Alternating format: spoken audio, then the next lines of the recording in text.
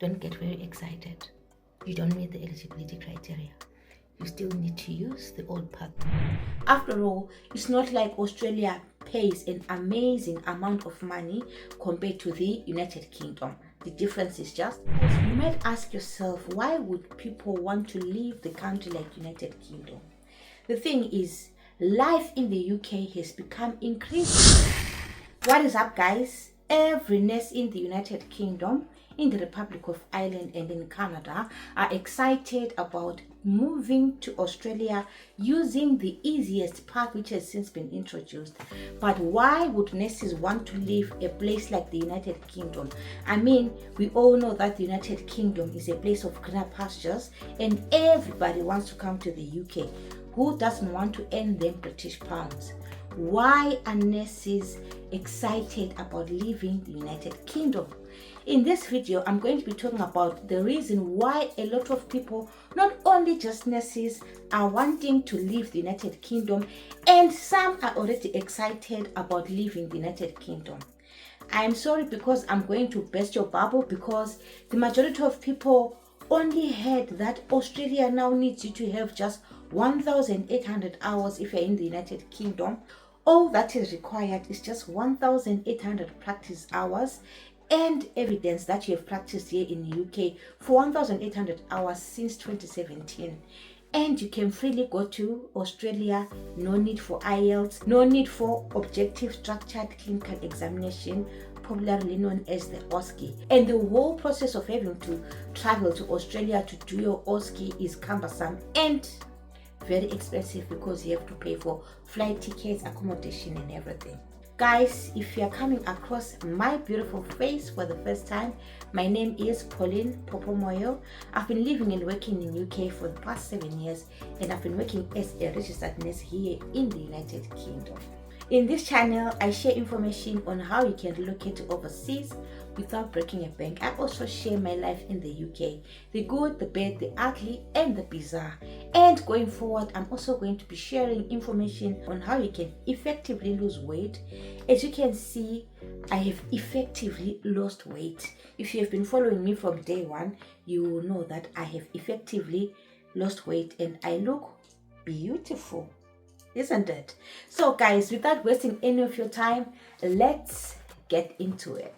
So guys, you might ask yourself, why would people want to leave the country like United Kingdom? The thing is, life in the UK has become increasingly difficult. Compared to when I came here 7 years ago and to date, I think things have tripled in prices. Rentals have tripled in prices. And something which has not tripled in price is the salary. But it's not only the money which makes people want to move to overseas. After all, it's not like Australia pays an amazing amount of money compared to the United Kingdom. The difference is just marginal.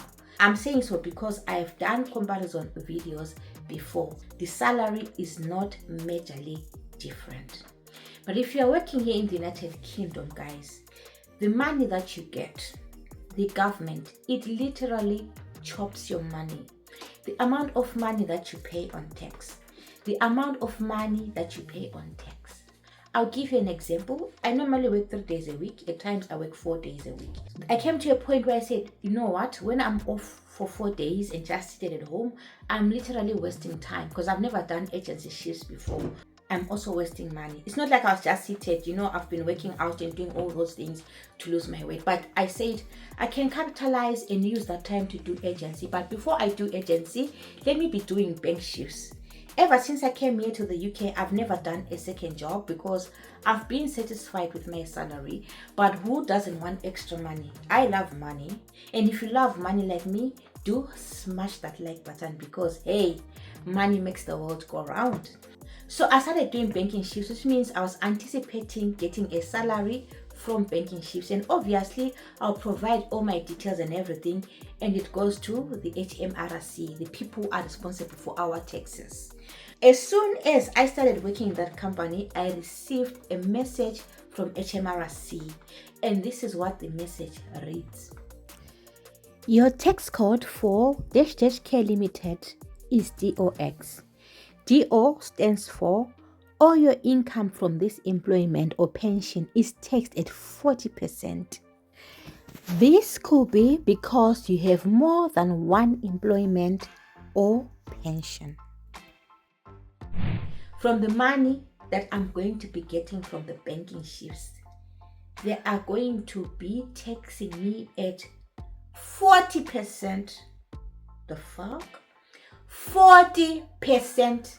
Imagine you go and work and you get charged 40%. If you make 200, they take 40% of that.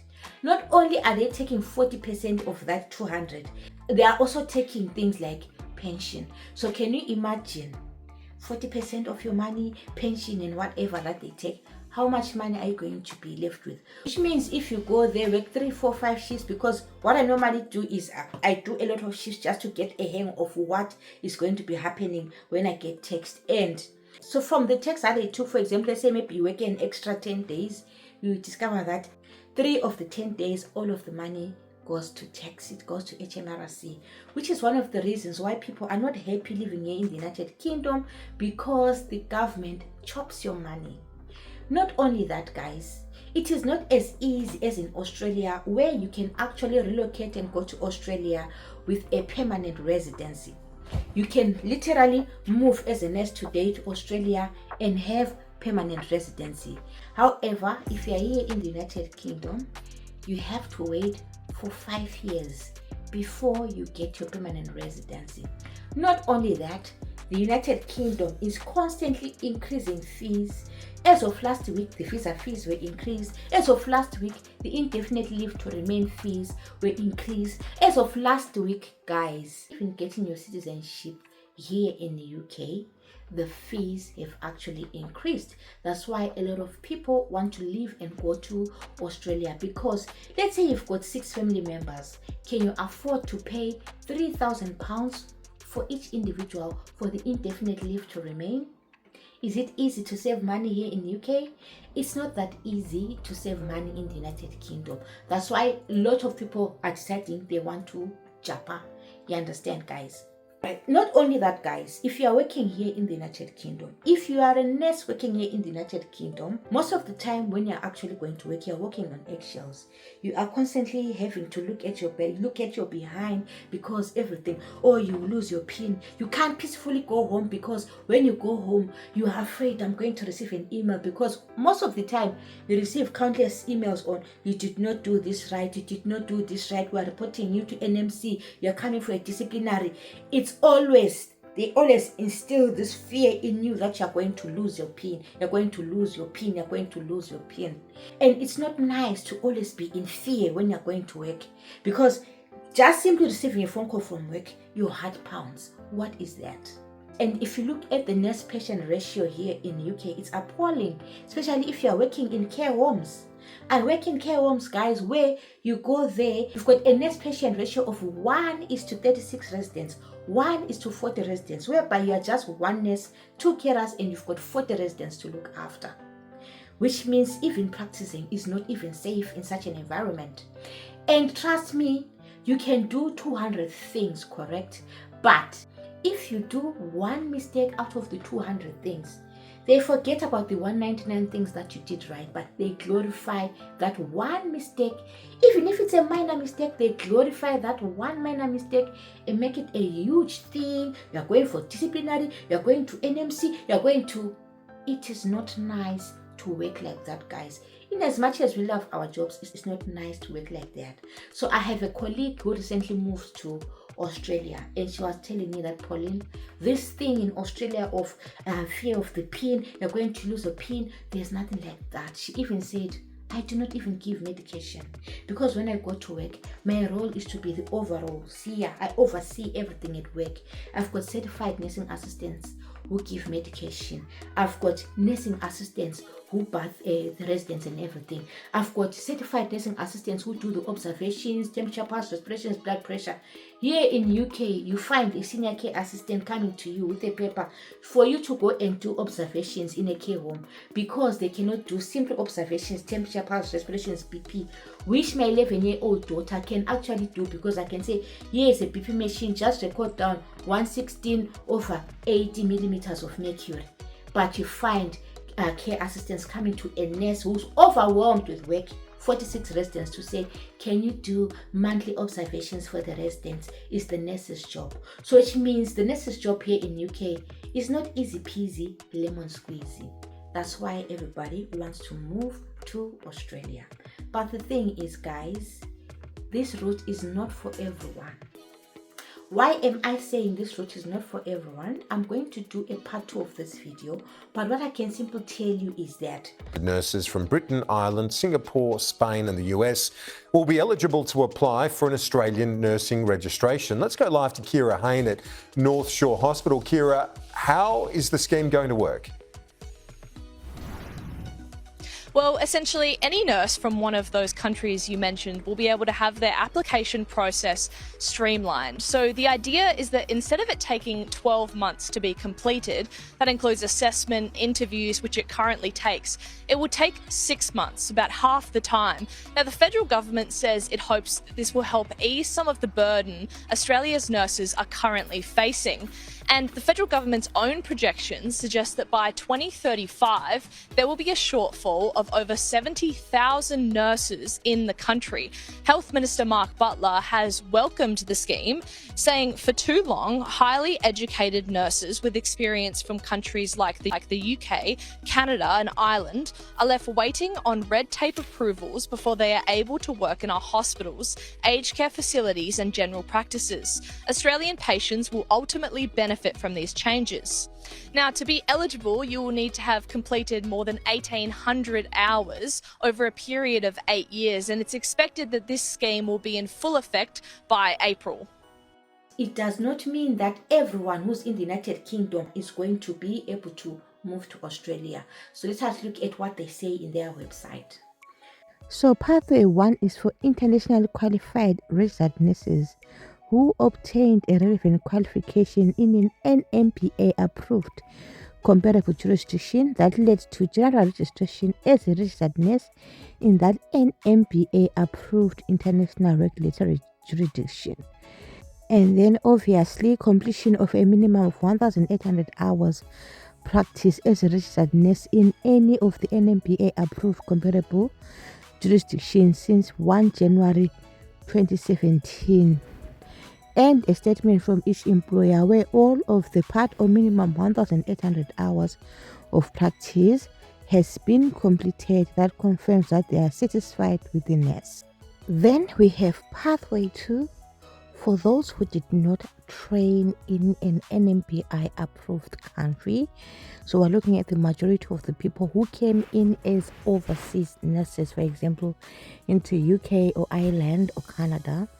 They say that you should be able to provide a relevant qualification not obtained in any of the NMPA approved comparable jurisdiction since 1 January 2017. Successful completion of regulatory examination process for internationally qualified registered nurses in any of the NMPA approved comparable jurisdiction. And there is competency 2, a successful completion of a regulatory examination process for internationally qualified registered nurses in any of the NMPA approved comparable jurisdiction. Then the other requirements, the 1,800 hours and stuff, I'll just leave the link in the description box for yourself. So what does this basically mean? This simply means that if you train in the UK, you can use pathway 1. Let's say maybe you trained in Queen's University, Manchester University or Oxford University, wherever you trained, and you attained your qualifications here in the UK, you can use pathway 1.